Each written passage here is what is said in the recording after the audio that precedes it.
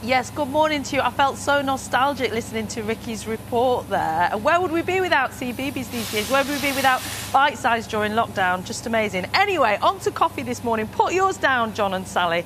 Have a listen, because yours might be about to get a little bit more expensive. So we're at Coffee Central in Nottingham, and these beans are from all around the world. So these from Brazil, these from Colombia, these from El Salvador. And it's interesting, actually, when you take the beans in the purest form, like that, they don't smell like coffee. They smell more grassy, don't they, Dean? They smell sort of mossy, and then the roasting process happens, and that's how they turn into the coffee that we know, love, and actually need. Good morning. You were saying earlier, the longer that they're roasted for, the darker they become, the more decaffeinated they become.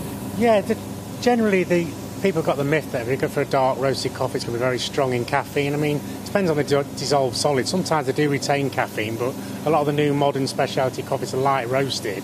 You tend to get more caffeine, you get more of a rush off it, but some people love the dark flavour though. And these are medium dark, aren't they? Just talk me through. These actually are decaf at the moment, which I'm roasting now. Just, I don't know why, it seems very popular. We sell loads more decaf than we did over the last 6-7 years ago. And your bog standard Robusta bean, which is what goes into lots of high street coffee, but also to the instant that we might have at home, the nice cheap instant that we all have in, that's got a lot more expensive, hasn't it? So you're bringing it in from Brazil rather than Vietnam, though? Yeah, Vietnam, there's a lot of problems with the shipping routes, causing container problems, it's pushing the prices up. But also, we've had to go with the Brazil, but even that has gone through the roof with price. It's the same as our standard Brazilian Arabica at the moment, but we still have to put it into the blends, which gives that earthy finish and the crema on the top of the coffee. So that basic bean, thank you, Dean, that did keep coffee cheap has really gone up. Let me talk you through why. So bad weather in Southeast Asia has driven up the price of those very basic beans to the highest point they've ever been. They're now at £3,300 a tonne, never been that high before. And we are hooked on caffeine in the UK. We drink around 98 million cups of coffee between us every single day. And if you're lucky enough to have the disposable income to be able to go to a high street coffee shop and buy one every day, you will know that a latte now, for example, has gone up to £3.50. That is 15% more than it was just last year. And it's not just about those big coffee shops on the high street, because 80% of us do have that instant coffee at home. Let's go over and have a chat then with Adam, who's head of coffee here. Good morning. Good morning, Neil. Let's do it. Let's go agricultural economics. Yeah. If there's a storm in Brazil or in Vietnam, how does that affect my instant at home? Well, instant coffee is predominantly Robusta. Yeah. So there is Robusta coffee grown in Brazil, but it's predominantly Vietnam. There has been some weather problems in Vietnam. The wet season has been delayed, and actually some Vietnamese farmers have kind of given up.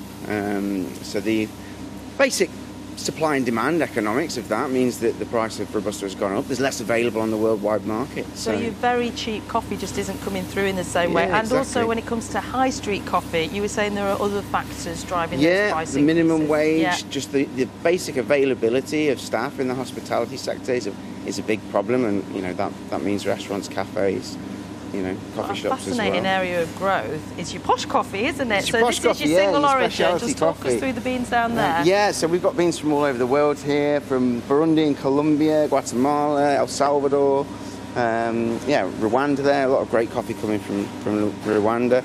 And this is more price elastic. People are prepared to pay more for it. It is better quality. It does taste better.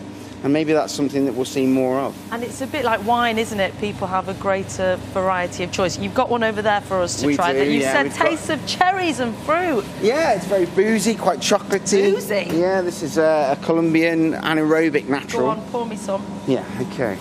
So anaerobic natural means? It means that the coffee cherries have been fermented. And this one was fermented for about 200 hours in a huge container, with no oxygen in that environment.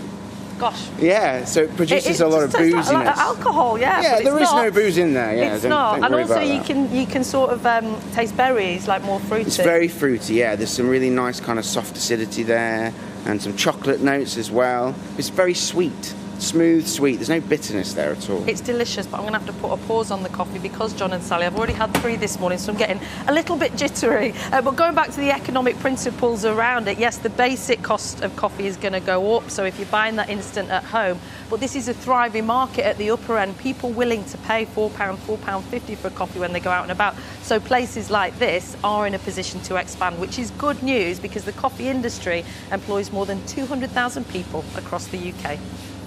Nina, don't get jittery, but I know exactly how you feel. I don't let myself have more than 2. I know. Shaky. Yeah. Interesting piece in The Sun this morning, talking about tea as well as coffee. They've got a study talking to thousands of people, and they say that 60% of under 30-year-olds don't drink a cup of tea any longer. They'd rather have like so trendy... most under 30s? Yeah, yeah. Wow. And they're saying the future of the cup of tea is doomed long-term in Britain. Who'd have thought? You don't know what you're missing. Young people apparently would rather have like health drinks, juice drinks, kombucha. Is that like a gut health thing? Yes. Yeah? Rather than a cup of tea? Have you tried kombucha? You can see from my body language, no, I have not. I'm trying to familiarise myself with kombucha. We'll get you some kombucha like later. A juice or something? Yeah, and I think it can be fizzy. I think it might also have a little tiny bit of alcohol in it sometimes. Or maybe that's just the one I've tried. Okay, I don't know. Let's give it a go.